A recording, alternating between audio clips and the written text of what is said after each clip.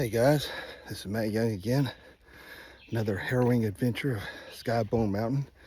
As we continue on our journey, I wanted to show you some more of these trails and forests and stuff that I've discovered and come across. You know, as you remember, SkyBone Mountain's been in my family for generations, and I've heard of their creek beds and waterfalls, and so it's really pretty hiking up through the mountains here, and or the mountain rather, and just hope you enjoy this journey with me. And if you're like me, I love the woods, love hiking and discovering something new. Now, I'm not saying that anybody has never been to this mountain before. I'm sure there's been hikers and campers that wasn't aware of where they were at, but as far as I'm concerned, it's the first time I've been here, so let's check it out, see where it leads. Here we are.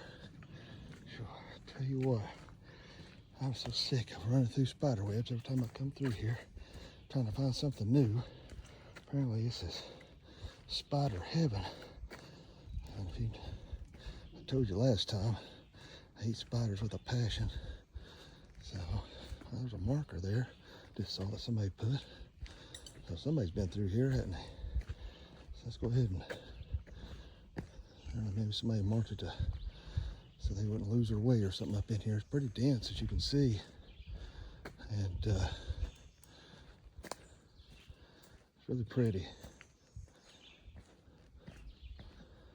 But they are a lot of ghost stories, paranormal activity. I've heard tales of the SkyBone lights that seem to appear in the night and disappear, that is unexplained. I've heard tales of disembodied spirits that have been seen, and voices that have been heard, and I don't know. I don't know that I want to be out here late at night. Of course, I'm a big chicken, but hopefully we don't run into any headless horsemen. Wouldn't be good, would it? But yeah, they supposed to be a graveyard somewhere where it's been told that my grandfather, as he was seeing looked like a ghostly apparition of a woman holding the hand of a child walking across. And so you know, I don't know, sometimes there's a nugget of truth in everything, so you just never know. But kind of fun to research and study this stuff. It really is. And understand the history and the battles that ensued, Revolutionary War and Civil War. And if you're like me, I'm a big history buff and love to read and learn about these things. But yeah, pretty neat.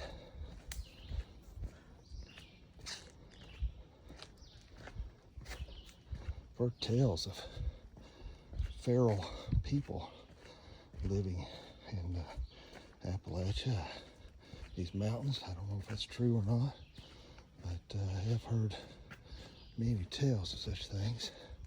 So hope we don't run anything like that. It gotta be just a hair scary.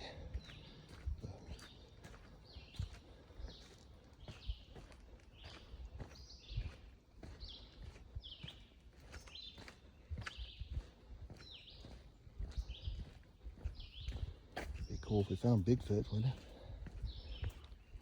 I've never heard any stories about that.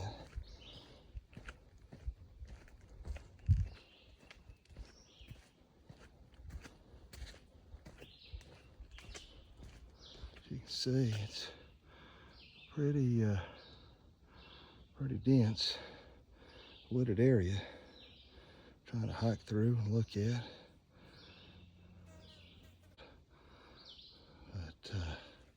Yeah, pretty neat. Well, we'll keep going, and I'll touch back when I get to the creek bed. As you can see, as we stroll along down through this area of the trail, we come across this creek here that's known as Lydia's Creek.